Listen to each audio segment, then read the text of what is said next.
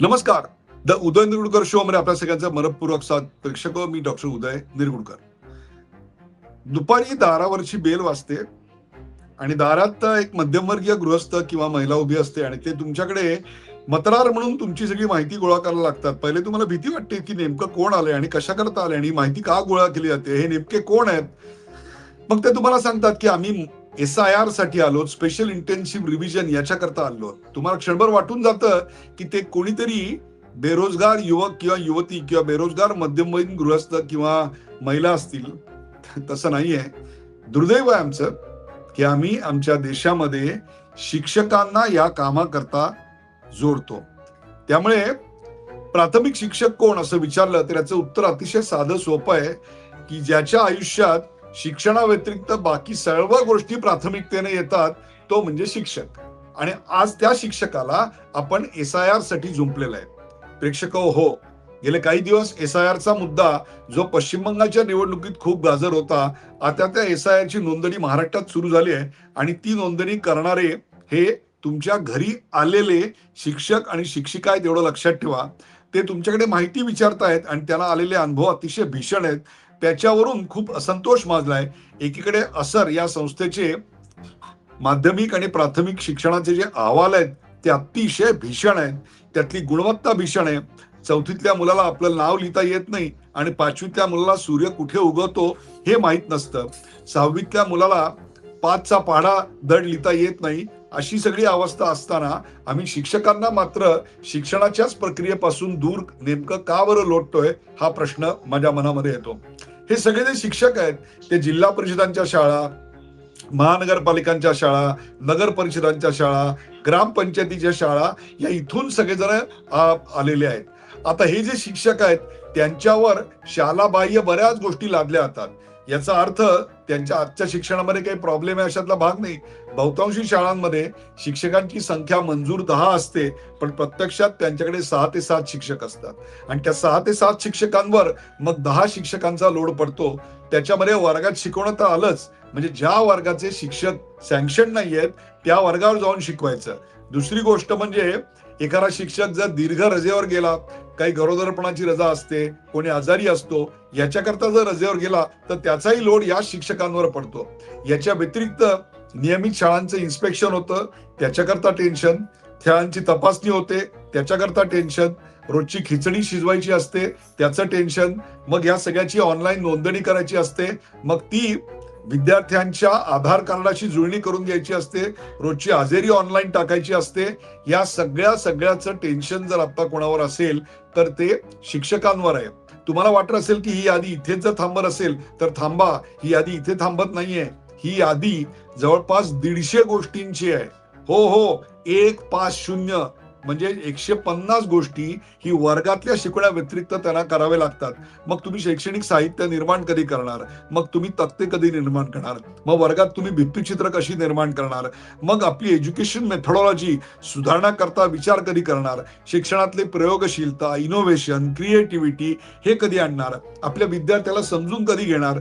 अहो, गावातली हागणदारी मुक्त गाव आहे की नाही? होय, हागणदारी हे कोण बघणार आहे जाऊन शौचालयात जाऊन? तर ते आमचे शिक्षक बघतायत. कॅन यू इमॅजिन दिस? आणि चौथी अर्थव्यवस्था आणि तिसऱ्या नंबरकडे अत्यंत विद्युत वेगानं वाटचाल करणारी व्यवस्था, असं जर म्हटलं तर या देशातले शिक्षक काय करतात तर गावातली हागणदारी मोजतात, शालाबाह्य विद्यार्थी मोजतात, तंटामुक्त गाव आहे की नाही मोजतात. हे सगळं काय चाललंय? शिक्षकांचे हे प्रश्न ऐरणीवर मांडले जात नाहीत असं जर तुम्हाला वाटत असेल तर असं काही नाहीये. तुम्ही हे जाऊन बघा. हे प्रश्न सगळे विधानसभेत, विधान परिषदेत मांडले जातात, सातत्याने मांडले जातात. आपल्याकडे शिक्षकांसाठीचा एक वेगळा मतदारसंघ देखील आहे. अशा मतदारसंघातील आमदार विशेषत्वानं हिरिरीनं हे प्रश्न विधान परिषद पण अगदी सत्तारूढ पक्षाचे आमदार देखील मानतात. पण त्याची परिणती काय होते? सरकार त्याच्यावर उत्तर देतं, आपले प्रश्न मांडले आपल्या मतदारांचे, याचं समाधान त्या आमदाराला मिळतं. आपले प्रश्न आमच्या आमदारांनी, ज्याला आम्ही निवडून दिलं त्यांनी मांडले, याचं समाधान शिक्षकांना मिळतं आणि ह्यांना उत्तर दिलं याचं समाधान मंत्र्याला मिळतं. समस्या आहे तिथेच राहते.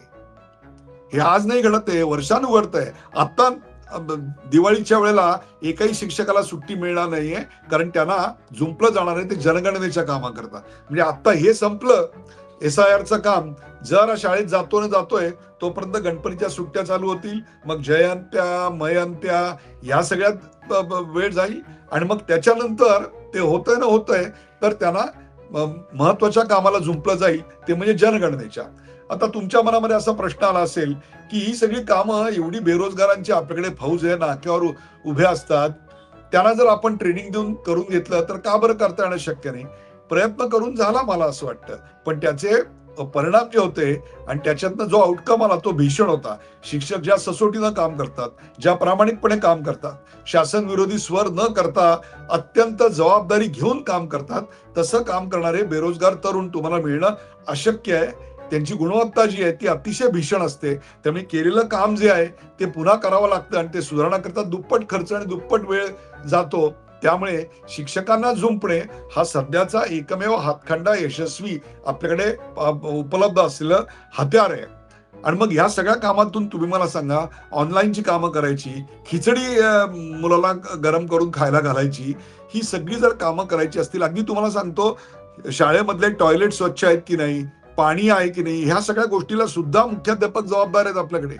मग शालेय शिक्षणाचं काम, त्याची गुणवत्ता हे प्रश्नचिन्हांकितच राहणार आहे. आणि असरच्या रिपोर्टमध्ये दरवर्षीच्या आपल्याला जे रिपोर्ट समोर आलेत ते अतिशय भीषण आहेत. त्याची चर्चाच न केली बरी, अशी आपल्याकडे अवस्था आहे. आता ही जी मंडळी येतात तुमच्या घरी, ती काही एका व्हिजिटमध्ये त्यांचं काम होतं का? तर अजिबात नाही. पुण्यासारख्या ठिकाणी एक तर दुपारी 1 ते 4 तुम्ही जाऊ शकत नाही, तो भाग जाऊ द्या. पण गमतीचा भाग जरी सोडला तरी दुपारी ही जर मंडळी आली तर घरी करता पुरुष आणि करती स्त्री नसते. ते IT इंडस्ट्रीत कुठेतरी कामाला गेलेत किंवा दुसऱ्या कुठल्या नोकरीवर गेलेत. ते येणार संध्याकाळी 7:30-8 ला. बदलापूर वगैरे कुठे राहत असतील तर रात्री 9-9:30 ला येणार. मग घरात ते फॉर्म भरणार तरी कोण? मग ते जर भरले नाही तर पुन्हा तोच शिक्षक जबाबदार. तुम्ही गावाकडे ही समस्या नसेल असं वाटतं तर अजिबात नाही. सध्या दिवस पेरणीचे आहेत, त्यामुळे शेतकरी त्याच्या शेतात असतो आणि ते शेत असतं त्याच्या घरापासून 5-7 किलोमीटर लांब. तिकडे तो मोटरसायकलनी गेलेला असतो आणि तो सकाळी 7:30-8 ला जातो आणि संध्याकाळी 5-5:30 ला 6 ला परत येतो. मग त्या काळामध्ये हे जर BLO त्यांच्या घरी गेले तर BLO काय काम करू शकणार? मग त्या 4 वेळाचा, मग फॉर्म भरताना होणाऱ्या चुका त्या समजावून सांगा, त्या दुरुस्त करून घ्या आणि त्या सगळ्याची पुन्हा संगणकीय नोंदणी करा. ही सगळी कामं अत्यंत किचकट आहेत आणि मुळात त्याकरता आमचा शिक्षक निरुत्साही आहे. त्यामुळे एक वेळ काय होईल, मतदार याद्या शुद्ध होतील, त्या होणारच आहेत, कारण आमचे शिक्षक आहेत, ते योग्य काम करतीलच. मतदार याद्या शुद्ध होतील, पण शिक्षणाची प्रक्रिया आणि विद्यार्थी मात्र अशुद्ध राहील. ही आत्ताची तुम्हाला सांगतो वस्तुस्थिती आहे. एकीकडे शिक्षणाचा दर्जा सातत्यानं खालावला जातोय आणि दुसरीकडे आम्ही शिक्षकांना शिक्षण बाह्य अनेक गोष्टींना झुंबतोय आणि शिक्षक मात्र आमचा संपत चाललाय. शिक्षणाची प्रक्रिया संपत चाललेली आहे. शिक्षण प्रक्रियेत 2 गोष्टी असतात की ज्या झिजत जातात. एक खडू आणि दुसरा आमचा शिक्षक. खडू आणि शिक्षक या शिक्षण प्रक्रियेत झिजत जाणाऱ्या गोष्टी आहेत. सर्वांना शिक्षण मिळावं, शिक्षणाचं सार्वत्रिकरण व्हावं म्हणून शासनानं सर्व शिक्षा अभियान राबवलं. त्याचे उत्तम परिणाम देखील पाहायला मिळाले. पण दुसरीकडे शिक्षणाचा दर्जा जर तुम्ही म्हणाल आणि एकूणच शिक्षकांची मानसिकता जर म्हणाल तर त्यांची आत्ताची अवस्था सर्व शिक्षा अभियान अशी आहे.